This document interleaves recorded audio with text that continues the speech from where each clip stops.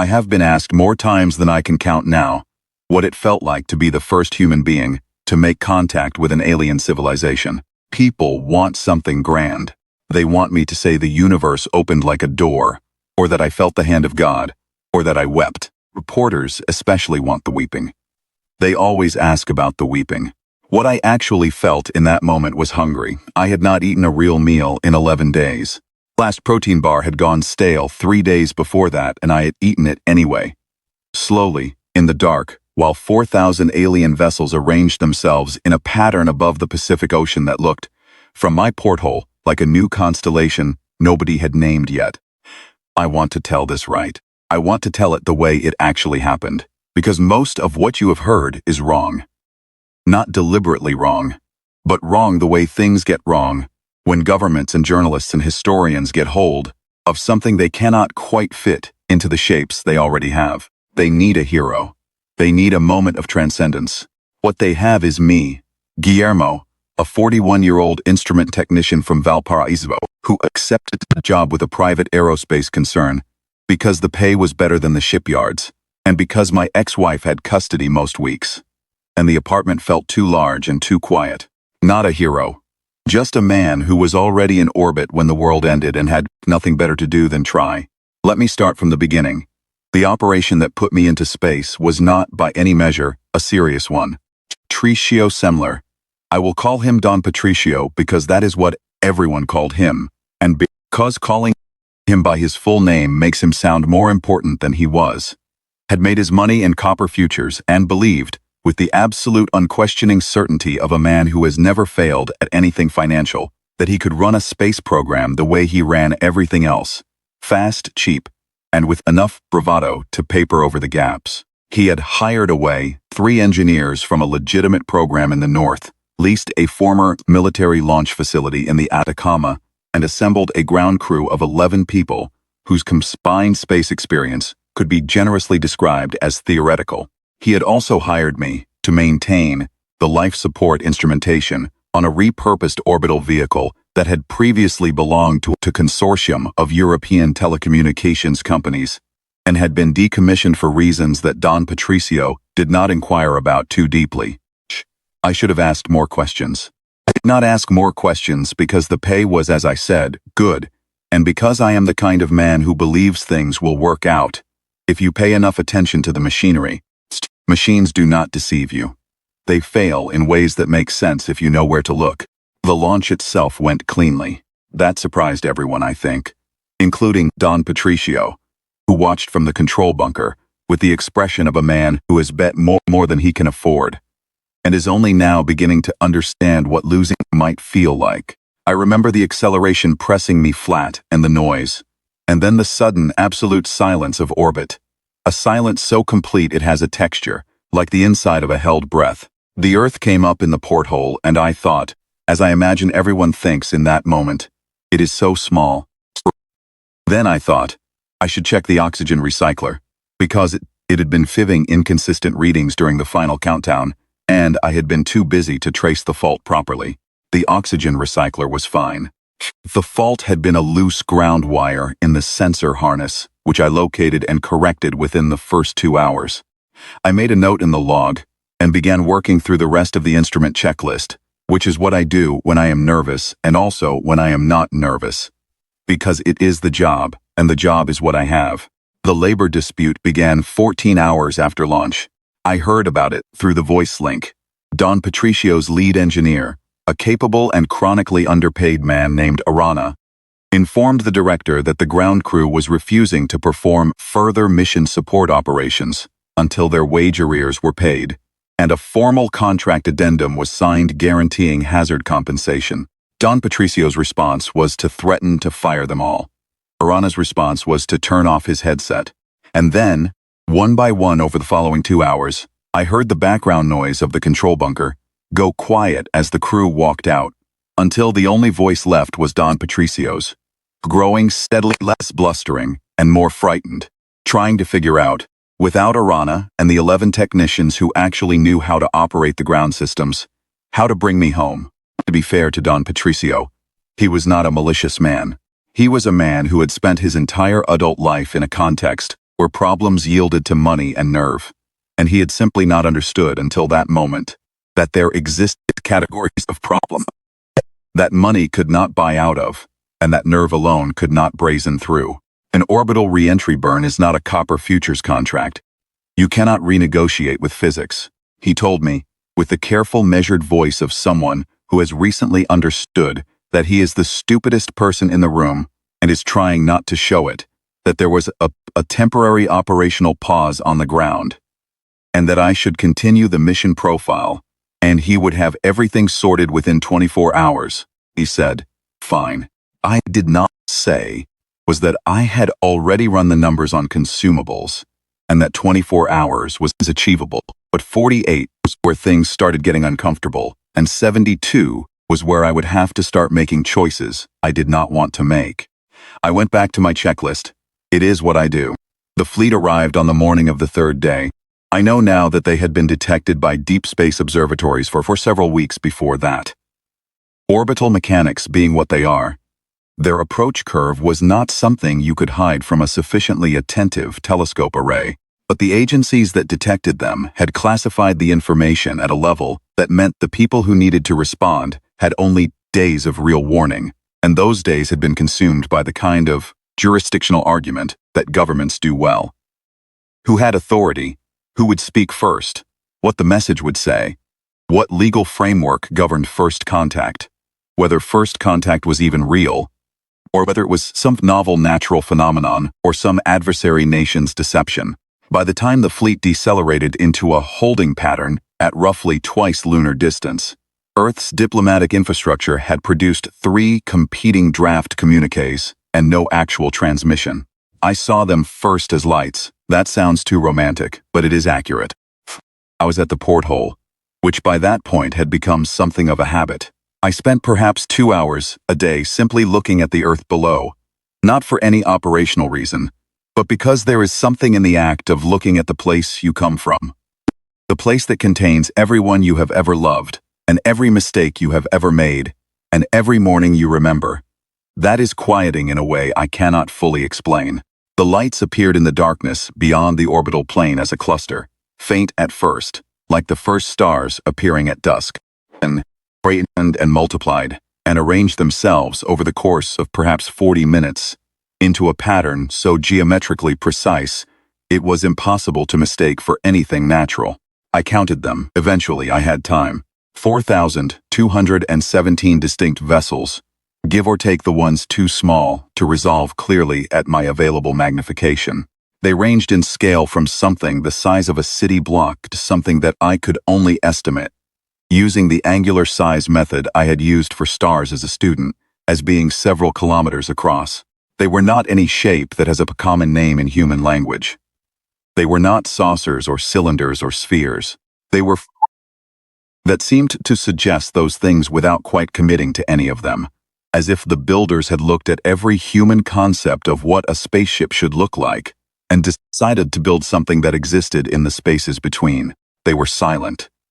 That was the thing that settled into my chest and stayed. No radio emissions on any frequency. No modulated signal. No attempt at communication of any kind. At least none that I could detect with the equipment I had.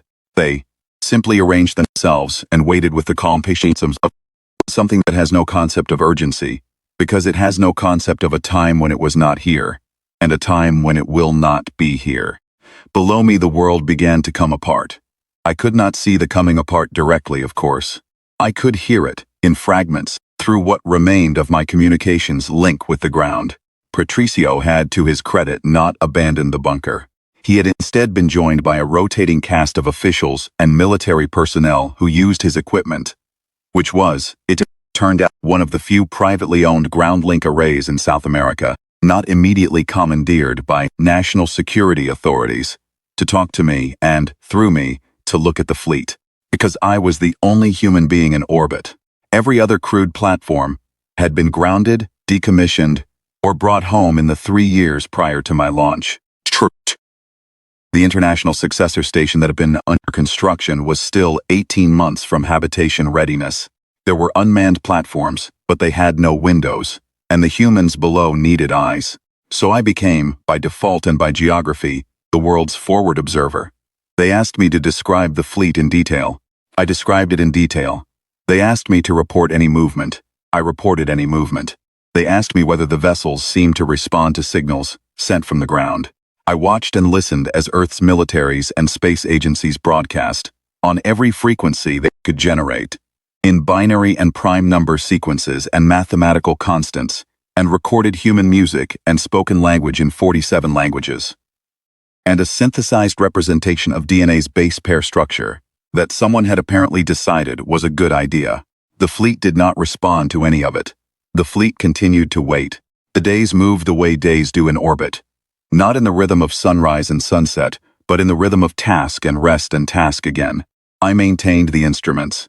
I ate my dwindling supplies with the methodical rationing of a man who has accepted that he is going to be hungry and has decided to be hungry efficiently.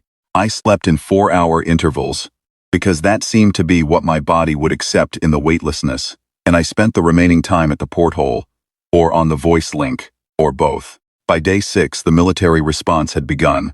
I watched it from above with the helplessness of a man watching a fire from across a river. 3 nations had agreed. After the kind of negotiation that happens only under genuine existential pressure, to attempt an orbital intercept of the nearest alien vessel, using unmanned platforms carrying a package of scientific instruments, and what I was told was a passive communicator array, which I interpreted to mean a very expensive antenna. Platforms launched.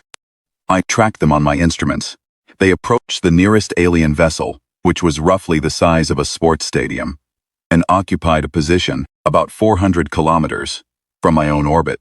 On a gentle intercept curve, designed to appear non-threatening, the alien vessel did not maneuver away. It did not maneuver toward. It did not do anything at all. The platforms reached minimum approach distance, deployed their arrays, began transmitting. Nothing. They circled. Nothing. After 18 hours they were recalled. The second attempt was a crewed vehicle. A repurposed heavy logistics platform from a governmental agency that had been technically decommissioned, but apparently had been kept in a readiness state, for reasons that nobody had publicly acknowledged.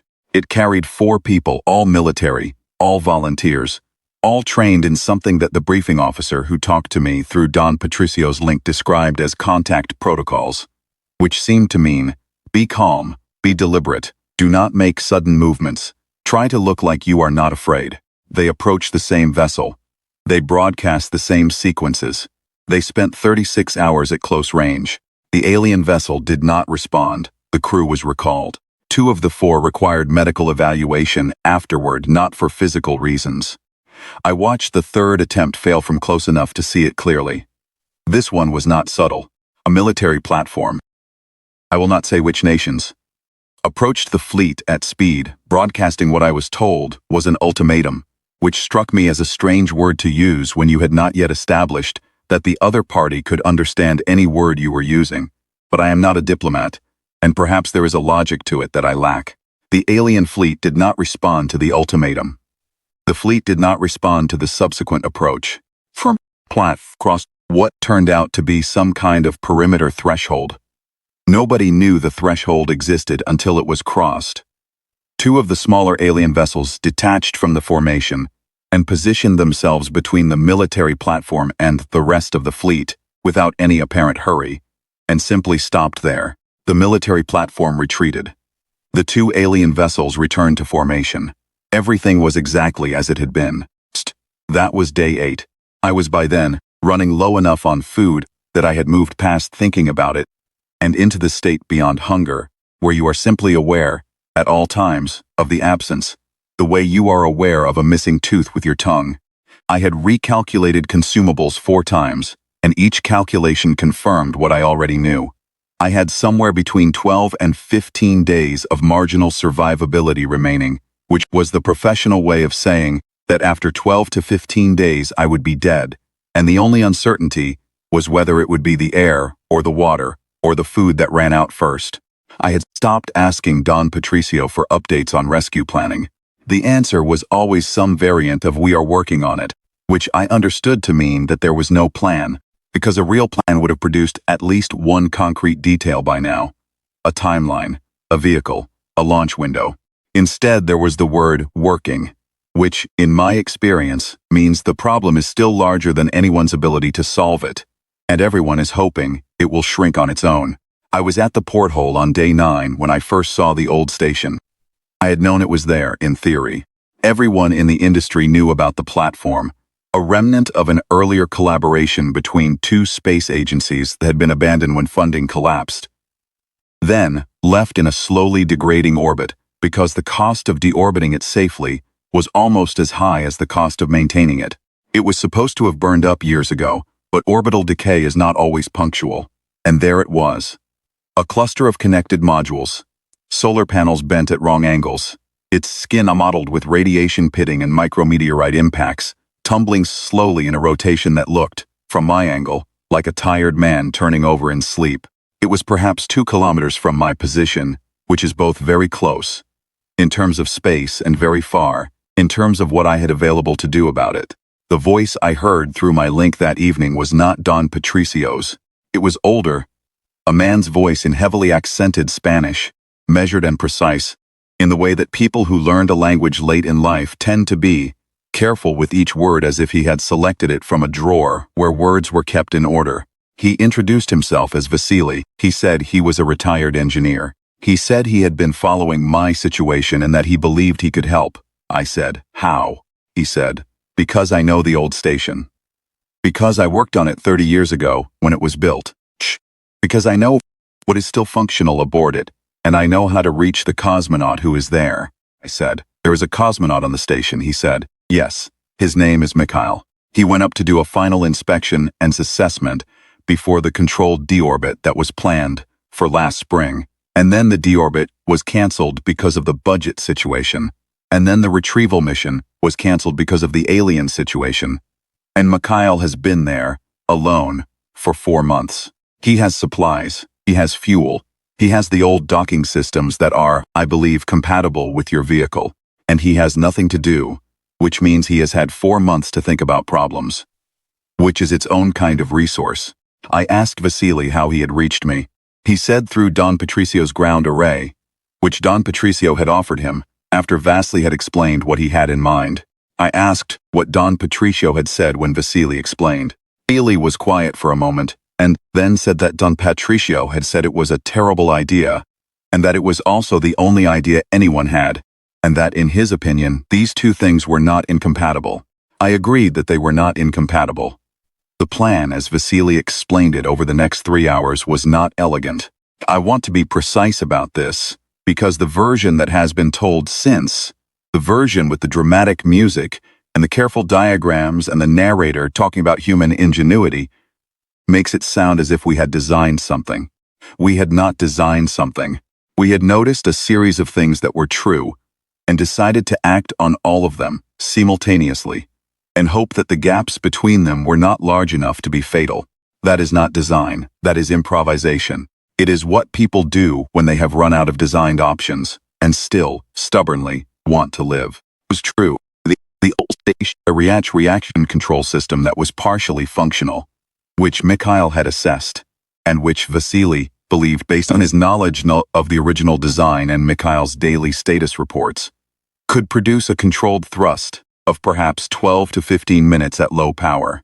What was also true, my vehicle's docking collar was an older standard that matched, not perfectly, but within workable tolerances, the station's forward docking port.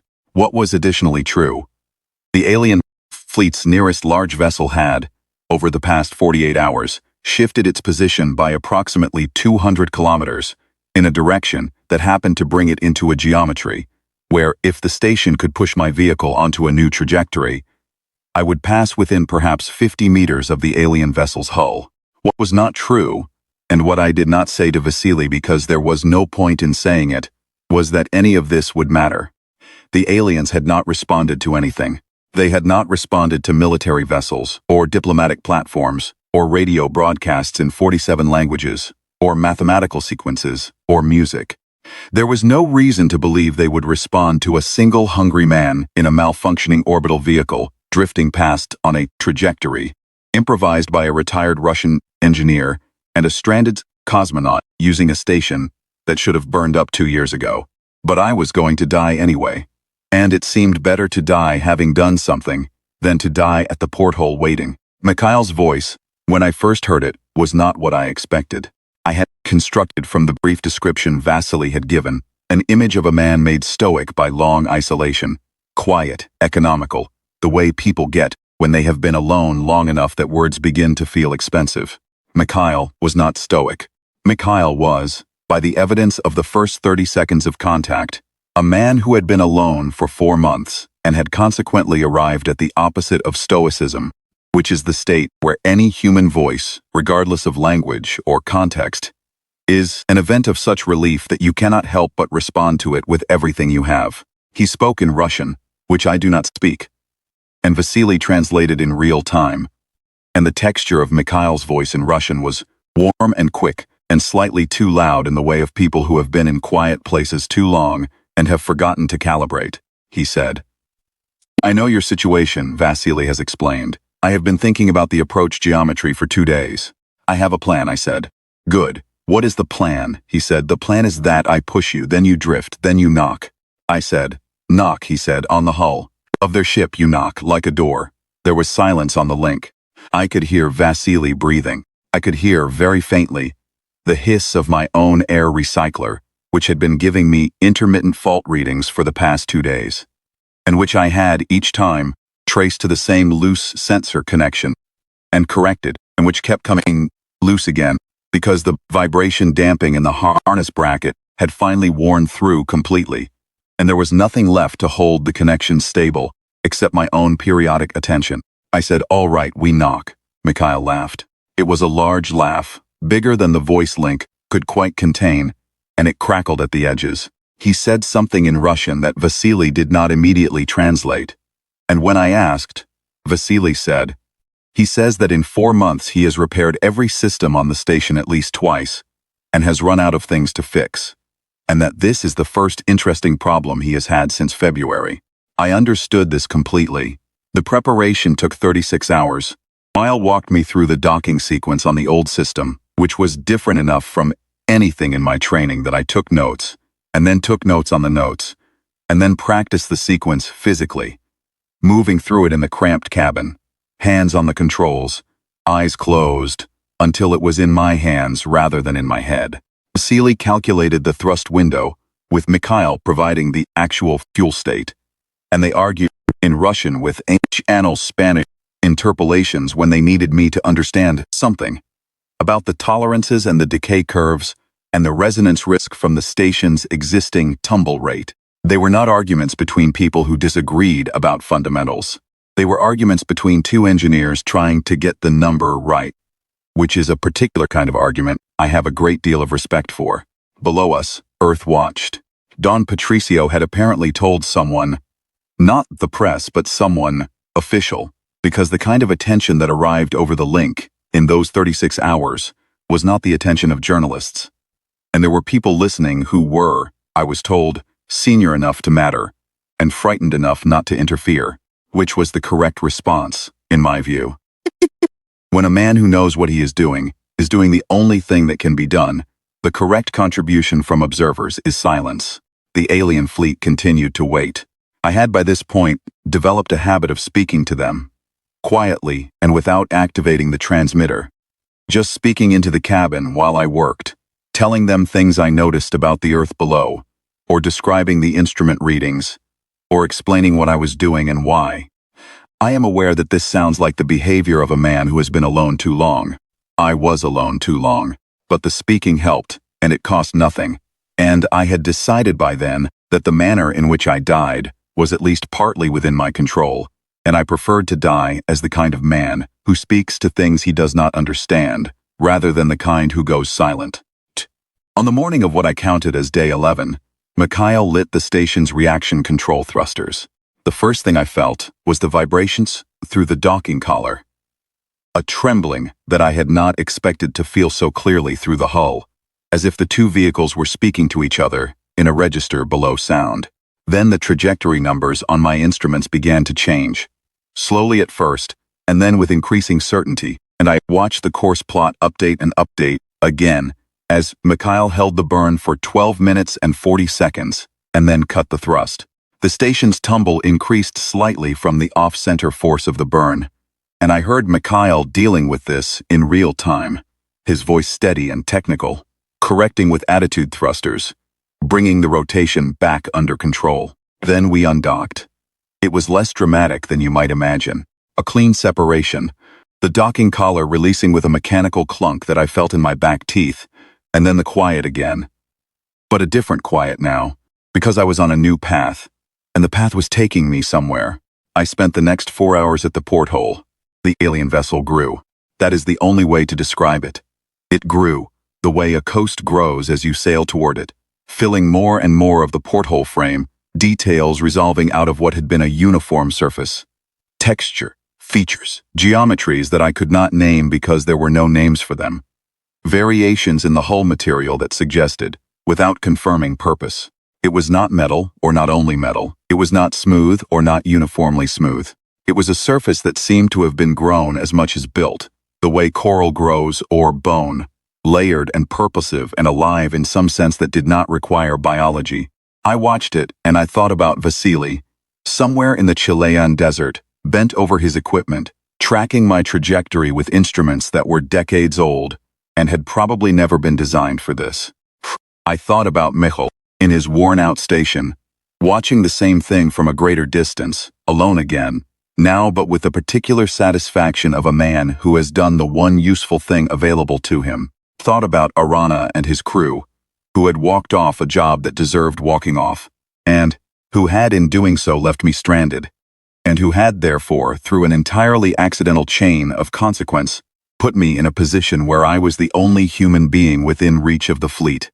None of them had planned this. None of this had been designed. It had happened the way things happen, when enough people act according to their own honest natures in the same general direction. 50 meters. The hull filled my entire porthole. At 30 meters, I could see my own reflection in it, or something that functioned like a reflection, because the surface was not precisely reflective but had a quality that returned light, in a way that was similar enough to a reflection to produce one. I looked at myself looking at it. I looked thin. My eyes were large in the way that eyes get when the face around them has lost weight. I had not shaved in 11 days.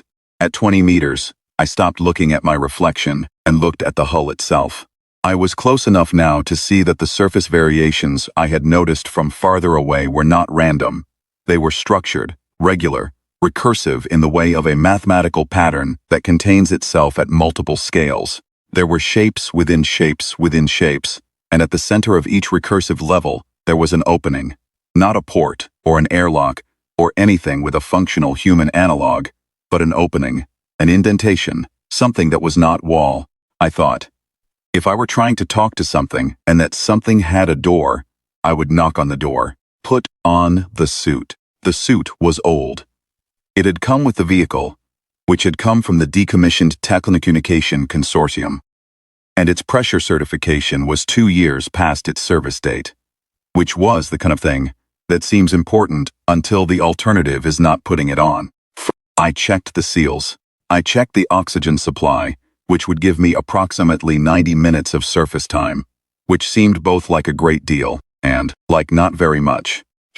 I checked the tether. I thought about writing something in the log, and then decided that the log already had everything that mattered. Every instrument reading, every calculation, every communication transcript, every decision, and that anything I added now would be for the wrong reasons. I went out through the vehicle's service airlock, which was not designed for Eva, but would function for it, and which required me to fold myself into a posture that made my lower back understand, with great clarity, that it was no longer young. Then I was outside. Space outside a vehicle is different from space through a porthole, in the way that a river is different from a photograph of a river. The scale ceases to be a concept and becomes a fact. The alien hull beside me was not large in the way that buildings are large, or that mountains are large. It was large in the way that weather is large. Not a thing among other things, but a condition, an environment, a fact of the situation that preceded and would outlast everything else in it. Pulled myself along the tether toward the hull. The surface, up close, was warmer than I expected. Not warm in a thermal sense, because my suit's sensors showed negligible temperature differential. But warm in some quality of the light it returned, the way certain stones look warm even in cold weather. The recursive patterns were clearer now. I could see the innermost indentation of the nearest one, roughly at my chest height. Roughly the size of a large dinner plate. I made a fist. I knocked. 3 times, deliberate and spaced, the way you knock on a door when you want to be heard but do not want to seem aggressive. Knock, pause, knock, pause, knock. The vibration traveled up my arm through the glove and into my hand, and if I felt it in the bones of my knuckles, which told me the hull conducted the impact, which meant the impact went somewhere. Nothing happened. I waited. I counted to 60, which is a thing I have done when waiting for instruments to stabilize. It gives you something to do with the wait, makes it a task, rather than a hope. Nothing happened. I knocked again. This time I spoke as well. Not into the transmitter, not for Earth, not in any language I expected to be understood. Simply said in Spanish because it is the language I think in. I am Guillermo. I am a technician from Valparaiso. I am out of food. And I have been alone for 11 days, and I knocked because it seemed like the correct thing to do. I do not know if you have anything equivalent to courtesy, but this is what courtesy looks like where I come from. The hull did not respond. The hull did not move. Recursive patterns in the surface continued being recursive patterns in the surface. I had begun to think about returning to the vehicle when the indentation changed. It did not open. It did not iris or retract or slide. It changed in a way that I do not have a mechanical word for. The material of the indentation became, over perhaps 30 seconds, something different than it had been, something that was neither open nor closed but that was no longer quite a wall. And from inside this changed thing, there came a light that was not any color I have a name for, but that my eyes processed as meanings in the way that a raised eyebrow means something. A question, an attention, a turning toward. I said, "Hello, it is possible that was not the correct diplomatic opening. I am not a diplomat.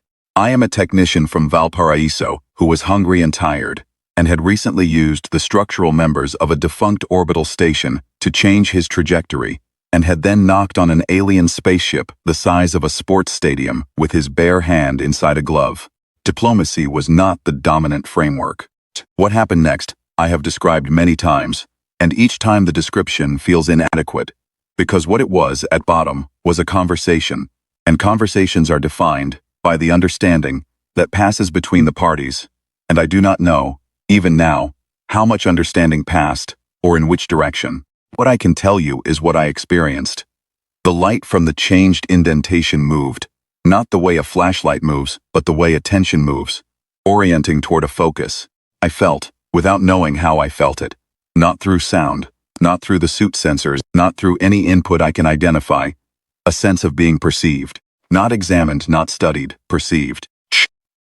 The way you feel perceived by another person when they look at you, and you can tell that they are actually seeing you rather than looking at the place where you happen to be standing. I held still.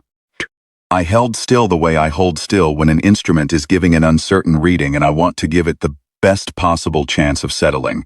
Not passive, not waiting, but attentive. Present with the reading. Present with the moment. I do not know how long this lasted. Suit's telemetry says 11 minutes. 11 minutes does not sound like long enough for what I remember. But time does this sometimes. When what is happening is sufficient.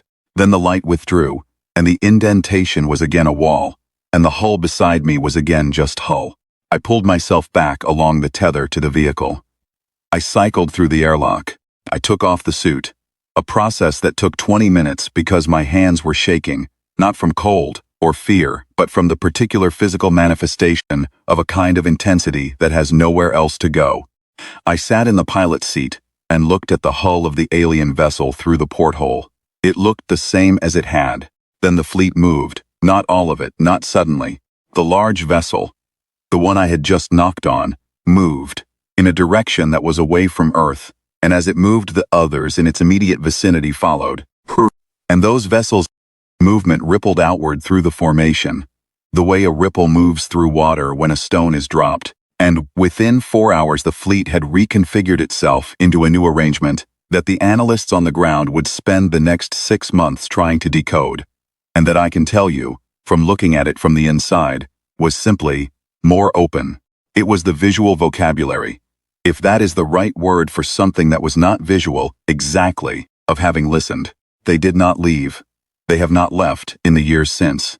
They moved, and the movement meant something, and the fact that it happened after a hungry, tired instrument technician from Valparaiso knocked on a hull with his fist means something that I am not equipped to fully articulate. Shh.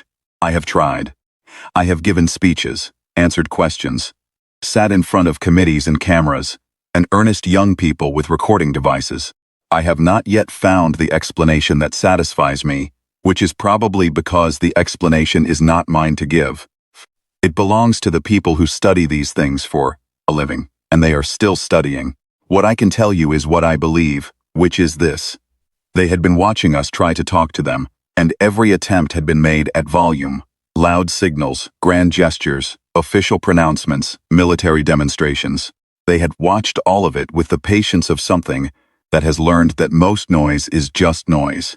And then an underpaid instrument technician, who had been forgotten in orbit by a private space venture in the middle of a labor dispute, who had no authority and no fleet and no message prepared, who was hungry and slightly frostbitten at the fingertips from the EVA, and who knocked the way you knock on a door when you are not sure if anyone is home, but you are going to knock anyway, because that is what you do, that they responded to, with language, not with any message I could decode, but with the one thing that matters in any exchange between beings that do not share a language. Attention. They paid attention. I think about this sometimes when people ask what it felt like to be the first. It did not feel like history. It did not feel like I had done something heroic. It felt like I had done something appropriate to the situation. I had been present and honest and had knocked instead of shouting. That is all it ever was. The rescue vehicle reached me on day 14. By then I had been surviving on a protein supplement dissolved in recycled water and had not slept more than 3 hours at a stretch for 4 days. And when the docking collar engaged and the first crew member came through the hatch, I apparently said, "Is there any food?" before I said anything else. There was food. It was a sealed ration pack designed for long-duration spaceflight, which meant it was dense and calorie-efficient and tasted like compressed cardboard, and it was the finest meal I have ever eaten. They asked me on the way down how I felt. I said tired and hungry, but also fine. This was not the answer anyone wanted, but it was the true one, and at that point, I had decided that if there was one thing the previous 2 weeks had established clearly, it was that honesty was worth more than the expected response. Even when the expected response was simpler and made people happier. Maybe especially then. Vasily I met 6 weeks later, in person in his house near the desert facility. A small concrete structure with a large antenna array in the yard that looked, from the road, like any other hobbyist's installation, and was, in fact, one of the most carefully calibrated receiving arrays on the continent. He was a compact man, 70s, with the particular quality of stillness that belongs to people who have spent their lives listening to things that speak very quietly. He made tea. We sat in his kitchen and he asked me technical questions about the approach geometry that I had not been in a position to assess from inside the vehicle, and I asked him technical questions about the thrust calculations that he had not had access to from the ground, and we worked through it together for about 2 hours, filling in each gaps the way engineers do when a job is done and they are trying to understand what actually happened so they can do it better next time. There is no next time, of course. Rather, there is. There will be, if the people who are now trying to understand that fleet ever managed to establish anything like a real exchange. But it will not be me. I have been offered a position on the official contact advisory group, which I have declined, not out of modesty, but because I am an instrument technician and not a diplomat, and the worst thing that could happen now would be to send an instrument technician to do a diplomat's job. The best thing I can do is be available. It's when someone has a question that turns out to be about instruments. Al came down 8 months after the contact, when the rescue funding finally materialized. I was at the landing site. He was thinner than his photographs, which I had not thought possible from the photographs, and when he climbed out of the recovery vehicle, he looked at the sky for a long time before he looked at anything else. Then he looked at me and said something in Russian that the translator on the official's phone rendered as, "You owe me a drink." I bought him several drinks. He deserved several drinks. Arana and his crew received their back pay and hazard compensation, and eventually, a settlement from a commission that determined that the labor dispute had constituted an abandonment of duty during what was subsequently classified as a first contact event, which created several interesting legal questions about what exactly an instrument technician was owed when his employer's labor dispute accidentally resulted in humanity's first alien contact, and whether first contact was the kind of thing a standard employment contract covered. The lawyers are still working on this. I have declined to participate, partly because I genuinely do not know what is right, and partly because I do not want to be angry at Arana for something that was Don Patricio's fault, and that turned out, in the end, to have been the thing that put me where I needed to be. Patricio sold his story 6 separate times to 6 separate outlets and has spent the years since positioning himself as the visionary who made contact possible by launching the mission in the first place. There is a version of events in which this is not entirely wrong. I have learned to live with the version of events in which this is not entirely wrong. Here is what I think about. Now, when I think about those 11 days, I think about the oxygen recycler and the loose ground wire, the fault I found and corrected within the first 2 hours, the steady reassurance of a problem that made sense and had a solution. I think about the porthole and the way the Earth looked from it, the blues and the whites and the slow drift of cloud systems, the barely visible borders of continents, the planet as a single coherent object that contains everything in that, from the right distance, seems entirely at peace with itself. Shh. I think about Vasily in his kitchen with his tea, and Mikhail's voice through the link, too large for the channel, warm with the relief of being heard. I think about the hull under my glove, the vibration traveling up my arm through the bones of my hand, and the light that was not a color I had a name for, and the 11 minutes my suit says happened, which in my memory are much, much longer, and also much quieter, and also somehow much more ordinary than the stories make them sound. A man knocked on a door. The door was alien. The man was hungry. The door attended. That is the whole of it. Everything else is annotation.